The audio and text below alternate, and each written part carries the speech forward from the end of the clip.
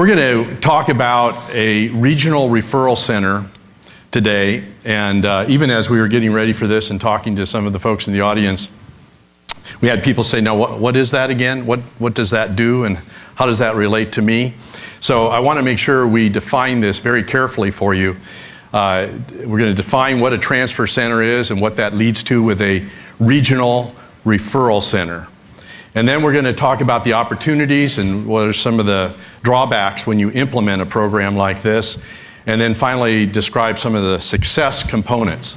Now when you start a regional referral center, I'm reminded of Steve Carell in The Office, where he stepped out of his office in front of his staff and he said, "I declare bankruptcy," and then walked back in his office, and one of his staff walked in and said, "You know, it's a little bit more than just stepping out and declaring it. You really have to fill out some papers and do some things." Well, that's a lot with similar to regional transfer centers. So when I say declare that I'm a regional referral center and then go back to my office, it's a little bit more than that.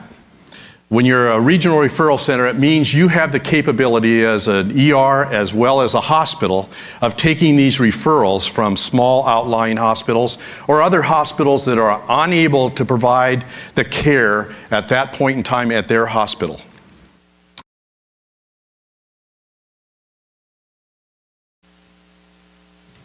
So what's the right kind of transfer center look like?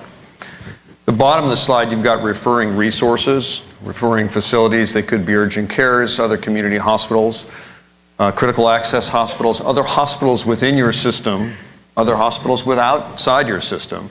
And at the top, you've got the regional referral receiving center. But how do you get from there to there? And the key linchpin, the vehicle by which we do it, is a coordinated transfer center. See the next slide.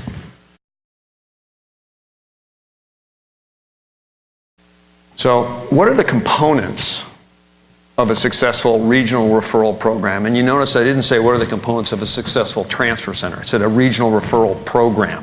It's a program. And first and foremost, you need a health system that's interested. You need a health system with executive champions that are interested to lead the program within the facility. And then you need committed physician partners. They need to be an array of hospitalist, emergency physicians, admitting services, and then specialist programs. They don't have to be everybody within that service line, but you need a kernel, a nidus of enough dedicated physicians to do it. Actually, the second point is I think there's an opportunity for emergency physicians to be often the leaders of inbound transfer center programs, because none of us know better about the capacities of any given hospital than the emergency physicians. And lastly, you need a vehicle that can coordinate the three things that have to happen in a transfer. That is a physician side, the facility side, and the transport side. And you have to track it, you have to be able to record it, and you have to be able to manage the resources that you need outside the hospital to effect a transfer, for example, transports, and that inside a hospital, for example, ICU beds and adequate nurse staffing. So those are the components.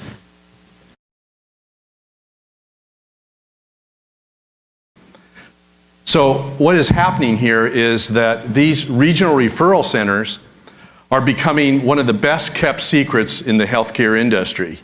And we got into it because we started helping hospitals with hospitalist programs, ED compensation, surgicalist programs, and then we had them saying to us, we need to ramp this up. We have the manpower, we want more business, what do we need to do?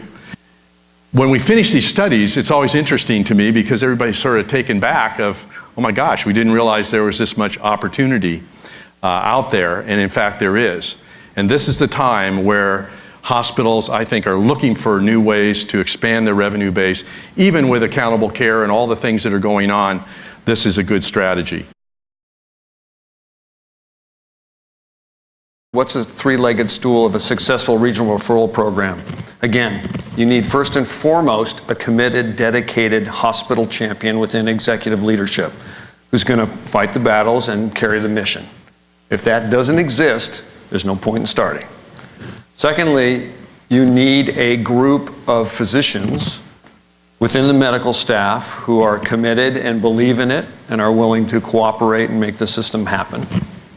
And lastly, you need a way to process the transfers in an effective, efficient way. And that's the transfer center. And I'd probably add a fourth leg. You have to have a roadmap about how we're going to get there. It's nice to say we want all this stuff, but how do we go from here to there?